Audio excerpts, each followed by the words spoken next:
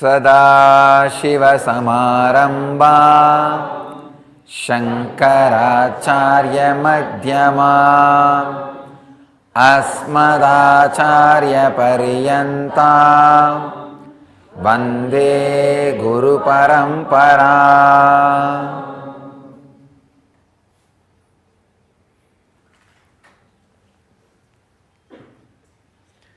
I welcome you all with my love and respects. Today's subject, conflict-free life,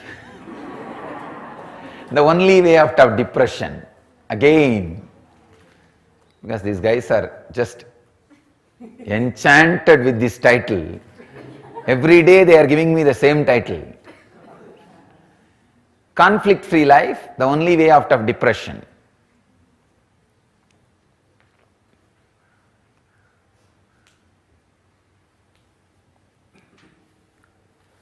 Learn the art of prana pratishta. Learn the art of prana pratishta, giving life to what you want. Then you will just live in conflict-free life. Understand? It's a very simple truth. I think I would have explained this villager with whom I had a very strange experience.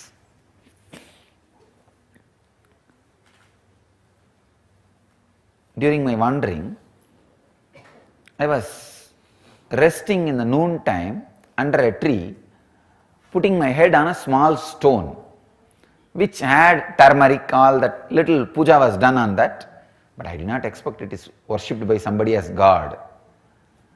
I thought maybe in village every stone, every tree is worshipped. In India, that's why when British put the milestones, first it was all painted in yellow. Suddenly they saw in 1 week all milestones have a fully dressed, decked with flowers, and people have started worshipping and everything has become temple. So they have to change the color. Now British had a really tough time stopping the villagers worshipping the milestones, and it is perfectly shaped like a Shivalinga.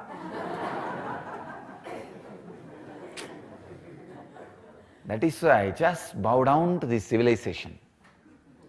How many thousands of mistakes this civilization may have, how much backward it may be, but just worshipping everything, whether it is a stone or a tree, the ability to worship everything, it's not a joke, understand? The ability to bow down to everything, the ability to surrender to everything, the ability to trust everything.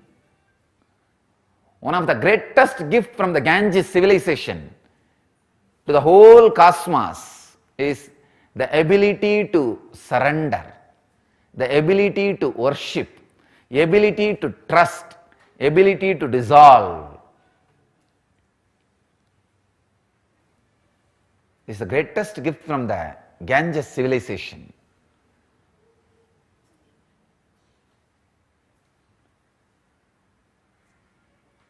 It is not a joke. When you feel an individuality, the ability to just relax, trust, ability to trust more than your boundary.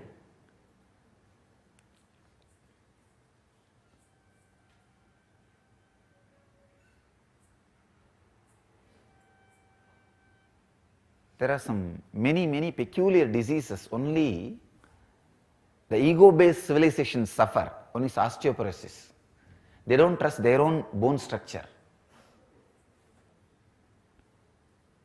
Many of the diseases the ego-based civilizations suffer does not even exist, because these guys just knows how to bow down to anything. Go to village, whether it is a small kids or the officer going to an office or anybody, when they walk on the road, see, every street will have 20 temples, small or big. They will bow down in front of every temple and go. And they will bow down in front of every temple very sincerely. Even in my school days, if school starts at 8:30, I'll start from my house by 6:30. And the school is only maybe 2 kilometers, not more than that. Because I will have to bow down in every temple, every deity. On the way, at least 25 temples are there. So I need 5 minutes in every temple. But I will always be late for the class, if at all I reach the class.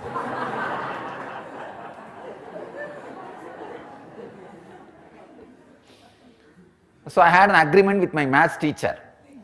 I'll make one more round for you, you give attendance for me.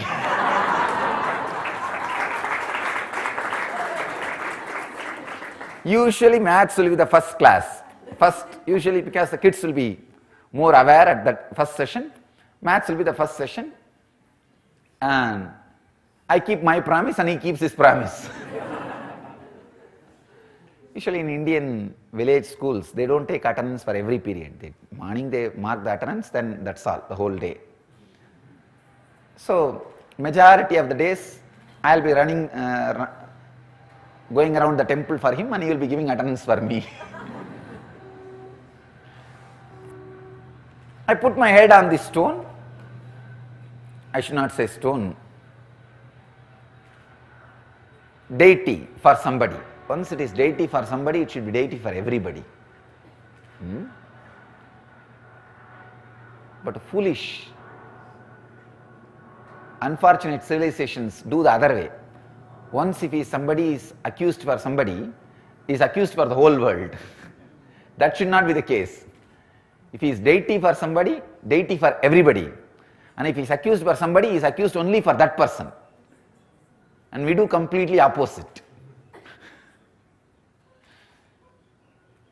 So I put my head by mistake, without knowing, the deity on deity.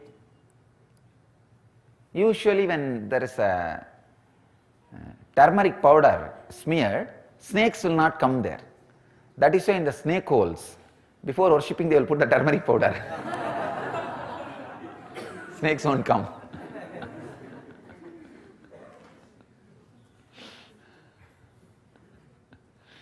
So I thought maybe that is an area where the snakes are too much. So somebody, before resting, they have put turmeric powder. They rested. So I put my head. Maybe in 1 hour, some villager from 2-3 kilometers away, he was running towards me, shouting. When he came near me, he just said, "Because you are a sadhu, I am leaving you. Otherwise I would have broken your head. How dare you put your head on my Shiva?" So he had a telepathy connection with the deity. He was sleeping in the house. Noon usually villages rest. See, morning they work before the sunrise, like around 5 o'clock to 8 o'clock, 9 o'clock they work in their field. Then once it becomes very hot, especially Madhya Pradesh, too hot. They rest in the noon time, evening again they come back and work in the field till maybe around 4 o'clock they will start until 7 o'clock, till it becomes completely dark they will work. So this guy was sleeping in his house and he ran and came and he said, "I saw in my dream somebody is disrespecting my deity, my Shiva. So anyhow, you are a sadhu, I am leaving you. Don't do this anymore." I really felt bad that I abused somebody's deity. So I apologized to him, but I was so happy that somebody could have a telepathy connection just with a stone.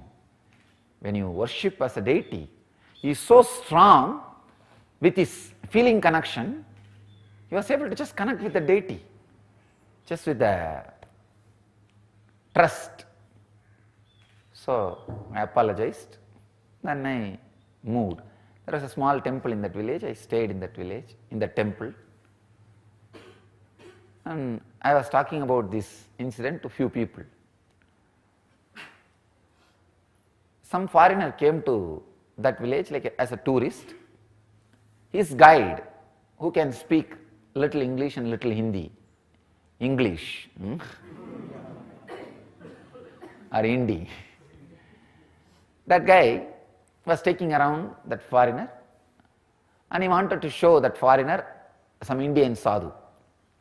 So he brought that foreigner to me and he was telling him about Indian sadhus, few things. Then I also tried. Those days I can't speak fluent English. I can manage but not fluently. Neither Hindi nor English, but somehow I manage my wandering. But broken Hindi words are enough. For sadhu you don't need to speak much. Now in North India they will give you food and they will take care of you, and great people. It's a very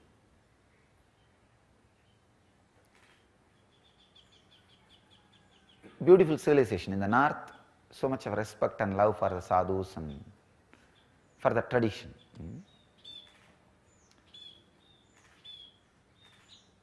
So I was explaining that like this happened.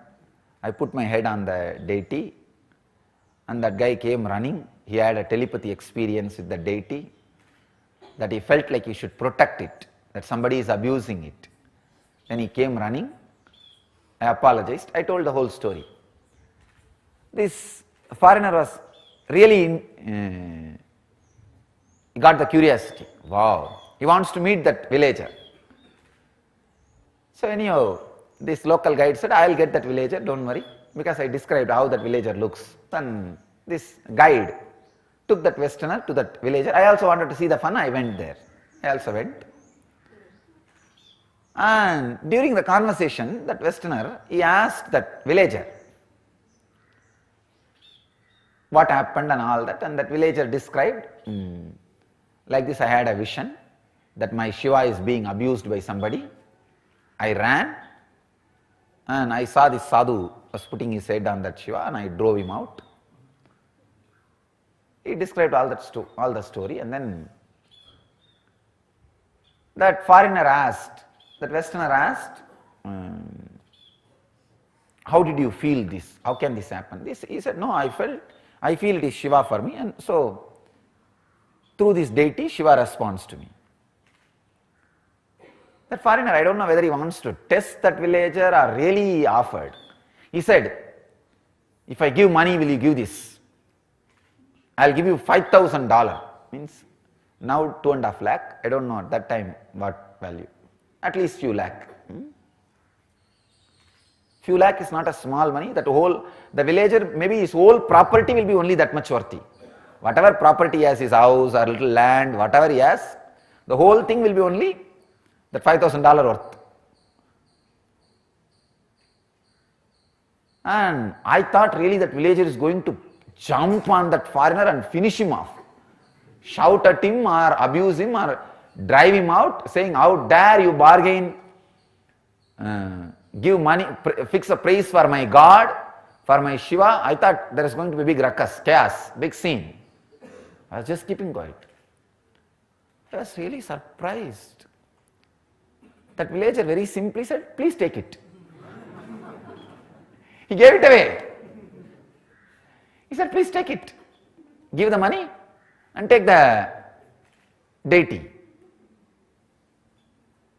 And that westerner really wanted to carry that as a souvenir. So he gave the money and took it. I think he gave in Indian rupee and took it.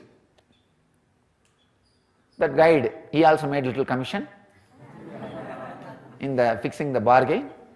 Everything was done. I was really shocked. Then after that westerner went away, I caught hold of the guide and caught that farmer, that villager, and asked, how dare you sell your God? He was very cool, and I tell you honestly, he had a telepathy experience with the deity. It was not lie, it's a truth.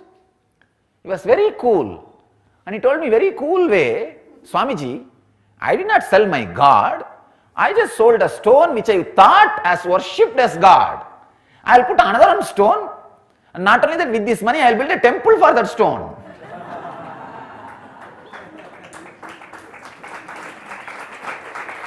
See, and he was very clear, I will put another one stone and do prana pratishtha. And that will become God. Now I did two things. One, satisfied a Westerner and inspiring him in the tradition. You see, he will carry this, it will be a God for him. So in a way, I am responsible for spreading Vedic tradition to one person. True. See, he said, naturally he is going to carry it and worship. And I know the science of doing prana pratishtha. I will put another one stone and worship it as a God. And this new stone is going to do the same work for me, which the old stone was doing. So I have the ability to do prana pratishtha. I was really shocked, understand? See, especially when you have some extraordinary experience with a stone, it is not an easy joke to retain the clarity.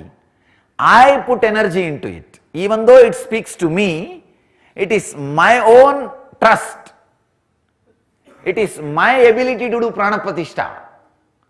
This is what I call, even if you have the Daiva Bhakti, you should ultimately know the truth. It is Atma Bhakti.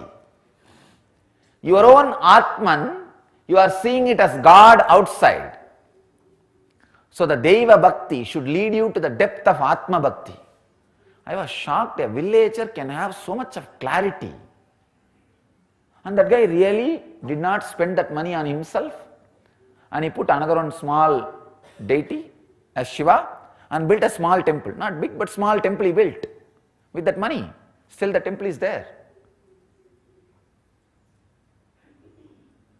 Ability to do prana pratishtha. The clarity to have prana pratishtha. Understand? Now, in your life also, because you gave life to the conflict, conflict appears as reality and you really perceive it.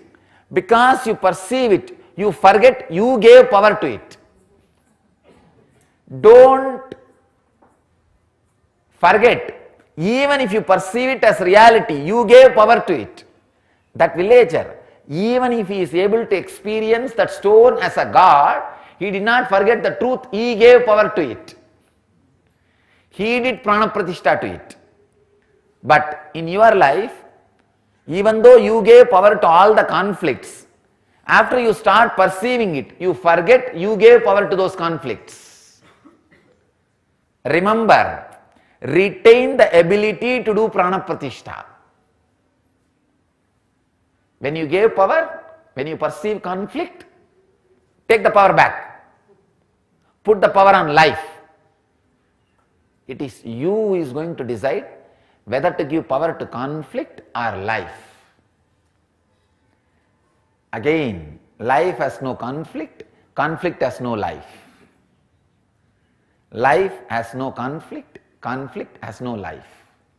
This is the truth. So, yesterday I received a question from one early participant. Swamiji, sometimes the conflicts are so real. If I go on feeling it is not true, is it not like cheating myself? Where is the line? Understand, he was asking, where is the line for the optimism? Be extreme optimistic. There is no line. There is no line. You cannot be more optimistic in more worse situations than me. Understand?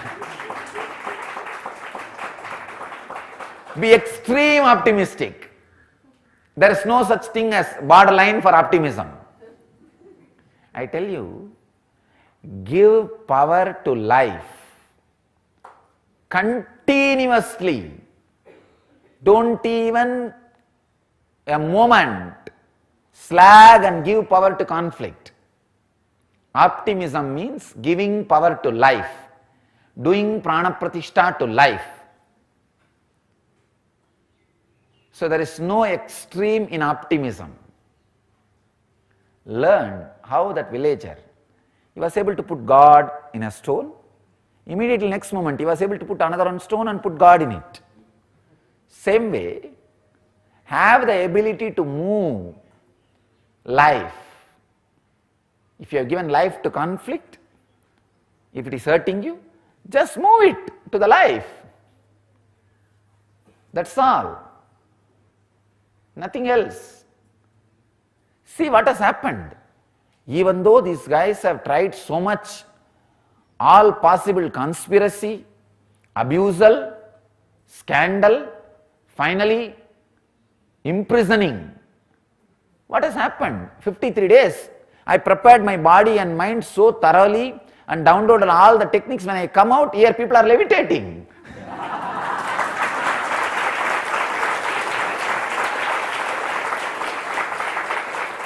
And I am telling you honestly, that 53 days, I made use so thoroughly, so perfectly, I downloaded a new science. Means actually, I added something more to me and for my life and for the field in which I am. Just this year, beginning of this year, we were sitting and discussing. Some of the corporate people were sitting and discussing. They were telling, Swamiji, any organization, whether it is a spiritual or corporate or business or for-profit or non-profit, by 7 or 8 year, usually they say the end of the 7th year, they call it stagnant curve. That graph will become stagnant. It's a usual trend in all organizations. That is the crucial year. Either you are going to give a big breakthrough so that it is going to take off or die down. This is the trend, Swamiji. And you are facing that crucial time this year. How are you going to give a breakthrough for takeoff? For flying? I just made a simple statement, very casually. I think we have a video record. I said, all right, I'll make everybody fly. We'll take off.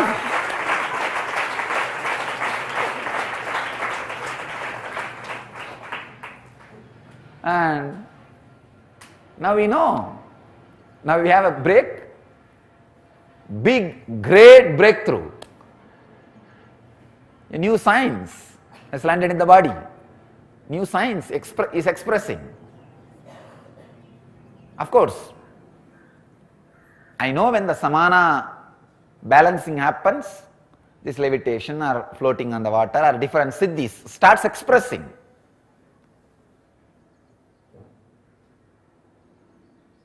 But visibly now it is getting reproduced in anybody and everybody. Any biomemory sits in the front and ready to go through the process, simple readiness, willingness. The initiation is happening. And too fast, really I tell you. For Raghupati Yogi, it took 6 years to make me levitate. 6 years it took for him.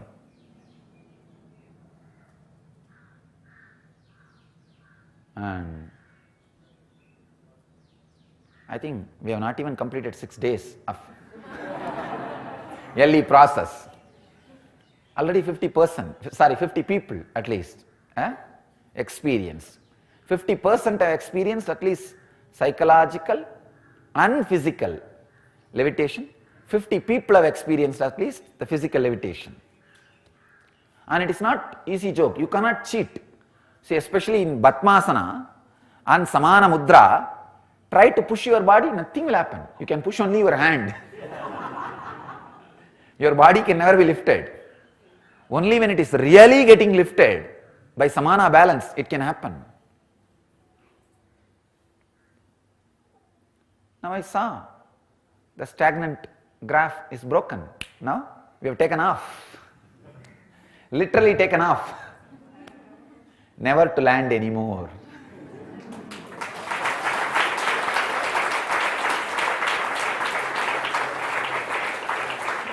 No more landing on planet Earth.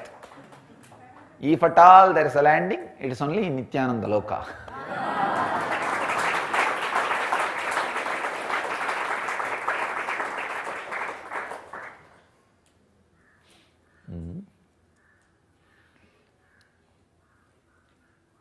So be extremely optimistic.